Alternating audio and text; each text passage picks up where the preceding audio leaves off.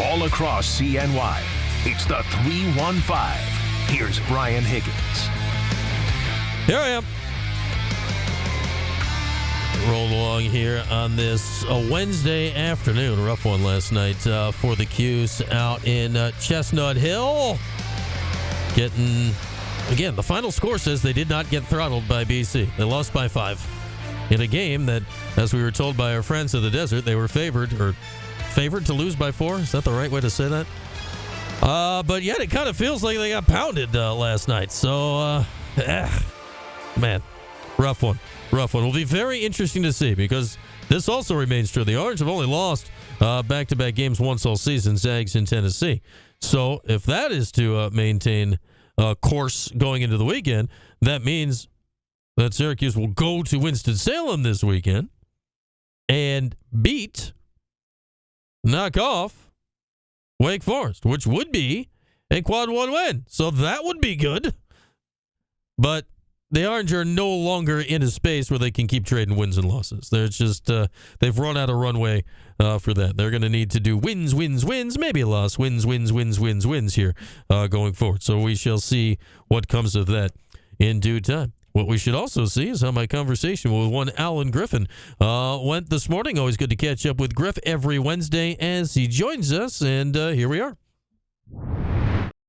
Well, this is our weekly conversation with Orange assistant coach Alan Griffin. And Griff, a couple games this last week, a nice win on Saturday, but let's start last night because that's got to feel like one that got away a little bit. What stands out? Because it's the end of the first half and the beginning of the second half, right? What pops to you from those parts of the game last night that was different than what we saw the rest of the night? Yeah, definitely. We had some lows, offensively, but not too many. But defensively, we got to execute our game plan. And when you want to win on the road, you don't have to be flawless, but you got to be damn near close to it. And we just didn't make the right plays defensively. We some of our assignments kind of got broken down, and it's just. It just was one of those things, one of those games where, if you take half of what happened in between that ending of the first and the beginning of the second, we win the game, and I truly believe that, because it was more so on us, on what we didn't do, more so what they did. Yeah, because it felt like, right, I mean, credit to BC, they hit shots. They made 60% of their shots last night, but it felt like it was open shots, right? I guess that's the main thing, right, Griff, when you're talking about, defense, right? When it's not contested crazy shots that they had to make to pull that off. Yeah, I mean, and even so, some of it is, on us in terms of scouting, and and we made some adjustments, and we decided to do certain things on certain players, and you know what, they made, you kind of give credit to them a little bit, because they did make the shots, but it was so many things that we did on our end that we broke down, and that's on us. Scary moment. What was it? 3 minutes to go in the first half. JJ comes out to contest in the corner, and he ends up doing like a complete 360 flip, landed on his back or his neck or his head or some combination of all of it. He came back and played the second half. How was he feeling on the way home? Because that did not look like a good way to hit the court last night. To be honest, I think he's going to be okay. I know he's going to get evaluated this morning in terms of, making sure that he's okay. It was a scary fall. We're happy that he was able to get back in the game and finish the game, and more importantly, be as healthy as he could in that moment. But JJ's, it's just one of those things where it's just unfortunate. It wasn't like a dirty play or anything like that. It was just a bang bang play, and he ended up doing a 360 on the floor, to the floor. Yeah, I mean, it was one. Yeah, you're right. It wasn't dirty. It was just what happened. It was just happenstance. It was good to see him smiling there before the start of the second half when he was getting back out there. And I think if he didn't play the whole second half, he played all but a minute or so of the second half. What of the group that got you back in it there last night, Griff? Because once you give up 21 straight, it's easy to pack it in and just head on home at that point. What about the group that at least rallied you back and made that interesting down the stretch? I mean, that's a great group for for us. That's a tough group, and then I think it's spearheaded with by Claudia Copeland. His energy, his grit, his unwillingness to give up in those situations.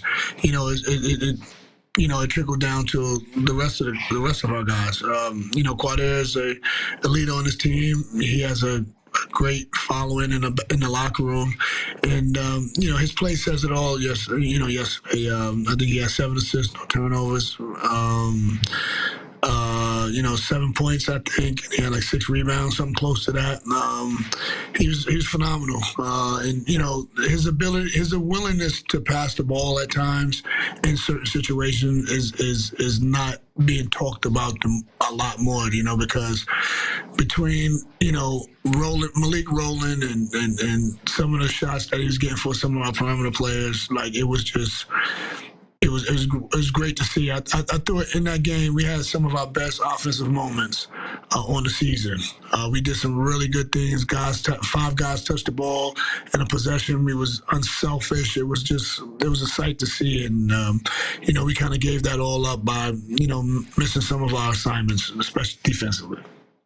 Yeah. I mean, you talk about some of the plays. There was one pass from Q to a cutting Malik that really stands out as a play in the second half, but that ball was humming around out there. I'm glad you mentioned Q there, and I think he played great and all of that, but I think you mentioned the main thing in there, Griffin, his vocal, leadership capability to this team, because I think you look at this roster, that's not necessarily right, like the first thing you think of when you think of a lot of guys on this team. How important is it for Q to fill that specific role on this team of being the guy that's talking to everybody out there? Yeah, it's very important, and obviously with that comes a lot of responsibility. But if anybody that on our team that can do it, it is Q, because of his ability to be vocal and not be afraid to being vocal. And I think why the guys follow him is his ability to find him in certain situations and pass the ball, and they see the grit. He got 1 rebound. It was 3 Boston College players, and it was just him. And he was able to get the rebound, and I think we got an extra possession out of it. I want to say we got a 3 on top of the key with JJ. I'm not 100% sure, but I know we got an extra possession, and I know we scored, and that was all because of his ability to sneak around the rim, get in there and just out tough people. And if we want to make a run, especially down the stretch, I know for sure it's going to be because of Claudia Copeland. Yeah, he's kind of been that X factor at various points this season. As Griff is with us here on this Wednesday, tough loss yesterday. You guys did have a big win this past Saturday in the Dome against NC State. I guess, Griff, when you look at these 2 games, I mean, you guys played so well on Saturday. When you compare the 2, what stands out to you on Saturday that went so right that maybe wasn't there for you last night? I would say we were locked in from a execution standpoint on both ends of the court. I want to say, against NC State, our guys really executed the game plan, especially defensively. We did so many great things defensively, and then in the Boston College game, executing the plan offensively, we did a really good job of that, but we didn't finish the game defensively. If you want to win on the road, you got to win defensively. You got to be able to shut people down at their own points, and giving up 80 points on the road is not a recipe for winning. Yeah, that's conference play, man. That's the tale as old as time. I don't care if it's the ACC, the Big East, wherever. That's something that's been true for a very long time. And here we go. You're rolling into Wake Forest this week. One guy I want to ask you about before then. We've seen, I think we've talked about the idea Malik's playing great, but he can't literally play every center minute. Well, what have you seen out of Peter Cary here the last couple of games? Like, I feel like he's shown the ability now. He's giving you like a little something off the bench when you need it at points at the moment. Pete's been good. He's been getting steady. I thought, in Hawaii, when we put him in, You could just tell he wasn't quite ready. But, he took those months in between. He kept working. He continued to work. And he's getting a lot of reps because sometimes we'll put him on a scout team, which gives him a lot of reps, instead of just sitting on the sideline and waiting for Malik to get tired. And it's been, paying dividends. So, Peter's been good in practice. And, athletically, Pete fits what we're trying to do in terms of his speed and his athleticism. In the game against NC State, he showed that, and prior to that, in Pittsburgh, getting out on ball screens and showing his athleticism, he did that. So he's earning some minutes right now, and hopefully he can, his role can increase a little bit more, so that down the stretch we can have a more well-rested Malik to finish games. Yeah, had the couple of dunks last night, and good stuff at least from him, because you're right. Out in Hawaii, it looked lost, right? So this is an impressive little turnaround he's done mid-season at this point. Yeah, Quadir, threw a great pass to him and made him look like Shaq. Yeah, he dots up there like, oh, I hope somebody's there, and then there's Peter Cary. All right, he'll put it in. So we got that. Hey, Griffin, your guy Demetrius he's on the wrong bench on Saturday. What's this going to be like to have D Nick on the bench on the other team on Saturday down at Wake? It's going to be great. I'm happy for D Nick. He got his opportunity. He's making the best of it. I know he's adding value to their staff because he did. For us, the times that he was here, great guy, not a good guy, great guy, and I wish him nothing but success, except for when we played him on Saturday. He said, hey, he added value for us too. He did a little media work on the side, so yeah, we all lost a little something with D Nick going down to Winston. What is this game, Griff? I look at Wake here. Steve Forbes has done a great job down there. I feel every year Wake gets slept on, right? And then you look at it and like, man, they got a nice little team down there. What have they done so successfully the last few years? They did a great job in the transfer portal and identifying guys that can help. That Steve Forbes can coach and be successful in the ACC. They always bring in a guard that when you wake up and you look at it, he's one of the top guards in the ACC, every year since he's been there. But then, obviously adding the big fella inside, the two big guys, and one of them is skilled. They can step out and play on the perimeter. They're the number one offensive team, in our league. I think. I'm just saying that, not looking at the numbers because it's not my scout, but very good offensive team. Shoot. Yeah, they're averaging 80, Griff. So if it's not number one, it's pretty good. Yeah.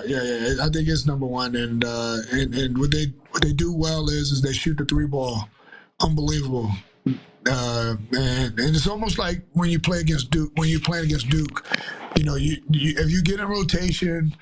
And they taking those 1-2 step threes, you'll be in for a long afternoon night. It's going to be, so we got to make sure that we there on the catch, make them do something that they don't want to do. Stay out of rotation as much as we can, and let them play against five bodies. If we can do that, we'll have a really good chance of being successful down there. All right, Griff. Well, as you know, we'll all be watching on Saturday. Best of luck. Thanks as always, and we'll do it again next week, all right? All right, thanks. There he goes, Alan Griffin. And just a point. When he was talking about Peter Cary and what Quadir Copeland did with Peter Cary, and yes, we did go back to check this because I wasn't entirely certain what he said the first time and was wondering if he had said something different. He said that Quadir made Peter look like Shaq. Like Shaq, S-H-A-Q, Shaq, not a different word that has the same number of letters and starts with the same two letters. But that did cause a moment of pause this afternoon. What did Griff just say there? What was that? Was that a word that we can use on the on that there radio? He said Shaq. Shaq. Anyway, we'll move ahead on this hour, brought to you by our good friends at William Attar. Hurt in a car, call William Attar. We'll take a break right now. Stefan, hang on the line. We'll get to you when we come back and get to anybody out there at 315-437-7644. That is 4 ESPN 44. We're back right after this on this Wednesday. It is QSportsTalk.com and ESPN Radio.